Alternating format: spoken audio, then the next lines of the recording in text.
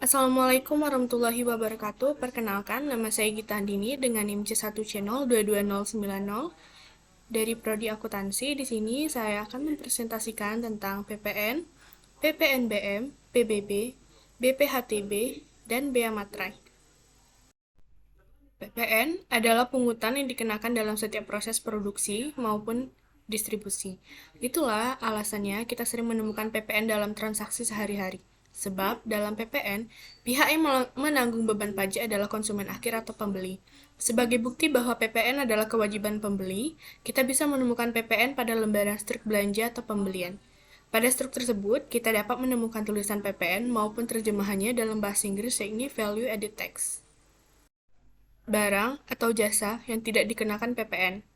Barang hasil pertambangan atau hasil pengeboran yang diambil langsung dari sumbernya, barang kebutuhan pokok yang sangat dibutuhkan oleh rakyat banyak, uang, emas batangan, dan surat berharga. Sedangkan untuk jasa yang tidak dikenakan PPN meliputi jasa pelayanan kesehatan medis, jasa pengiriman surat dengan perangko, jasa asuransi, jasa pendidikan, jasa tenaga kerja, dan lain-lain. Tarif PPN. Tarif PPN 0% berlaku untuk ekspor barang kena pajak berwujud, barang kena pajak tidak berwujud, dan ekspor jasa kena pajak. Tarif PPN 10% berlaku untuk semua produk yang berada di luar negeri, di dalam negeri, termasuk di daerah zona ekonomi eksklusif, dan landasan kontinen yang di dalamnya berlaku undang-undang yang mengatur tentang kebenaran. Kepabeanan. Selanjutnya, tarif PPN atas barang mewah ditetapkan paling rendah 10% dan paling tinggi 200%. Khusus untuk barang dan jasa yang terkena tarif PPN 10%, besaran tarif tersebut masih dapat diubah menjadi paling rendah 5% hingga paling tinggi 20% mengikuti peraturan pemerintahan yang berlaku. Mulai 1 April 2022, misalnya, tarif pajak pertambahan nilai dipatok menjadi 11%, naik dari sebelumnya 10%. Namun, Undang-Undang HPP menyatakan dalam pasal yang sama bahwa tarif PPN masih bisa naik lagi menjadi 12%, selambat-lambatnya pada 2025. Pelaporan dan pembayaran PPN. PPN mengikat pembeli dan penjual. Seperti yang dijelaskan sebelumnya, PPN adalah kewajiban dari pembeli sehingga dibayarkan oleh pembeli itu sendiri. Namun, kewajiban pemungutan, penyetoran, dan pelaporan PPN merupakan kewajiban penjual atau pengusaha kena pajak.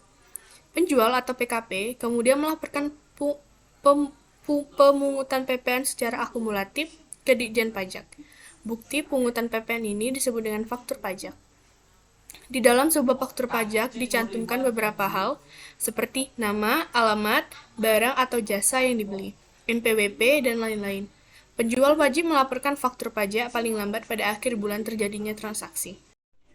PPNBM, berdasarkan undang-undang yang berlaku di Indonesia, pajak penjualan atas barang mewah merupakan pajak yang dikenakan pada barang yang tergolong mewah yang dilakukan oleh produsen untuk menghasilkan atau mengimpor barang tersebut dalam kegiatan usaha atau pekerjaannya. Tarif PPNBM. Tarif PPNBM dengan peraturan pemerintahan dapat ditetapkan dalam beberapa pengelompokan tarif, yaitu tarif paling rendah sebesar 10% dan paling tinggi sebesar 75%. Tarif PPNBM yang berlaku saat ini adalah 10%, 20%, 30%, 40%, 50%, dan 75%. Pajak dan bumi bangunan adalah pajak negara yang dikenakan terhadap bumi dan atau bangunan. Berdasarkan Undang-Undang Nomor 12 Tahun 1985 tentang pajak bumi dan bangunan sebagaimana telah diubah dengan Undang-Undang Nomor 12 Tahun 1994, PBB adalah pajak yang bersifat kebendaan dalam arti besarnya pajak terutang ditentukan oleh keadaan objek, yaitu bumi atau tanah dan atau bangunan. Keadaan subjek tidak ikut menentukannya besar pajak. Besar tarif PBB adalah 0,5%. Tarif pajak bumi dan bangunan. PBB menerapkan tarif proporsional tunggal yaitu 0,05%. Dasar pengenaan pajak adalah NJKP, nilai jual kena pajak sama dengan NJOP dikurang NJOP TKP, cara menghitung PBB, persenan tarif pajak dikali NJKP. BPHTB adalah pungutan atas perolehan hak atas tanah dan atau bangunan. Pungutan ini ditanggung oleh pembeli dan hampir mirip dengan pajak penghasilan bagi penjual. Dengan begitu, pihak penjual dan pembeli sama-sama memiliki tanggungan jawab untuk membayar pajak. BPHTB dikenakan kepada seseorang individu atau badan karena mereka mendapatkan hak atas tanah atau bangunan secara hukum.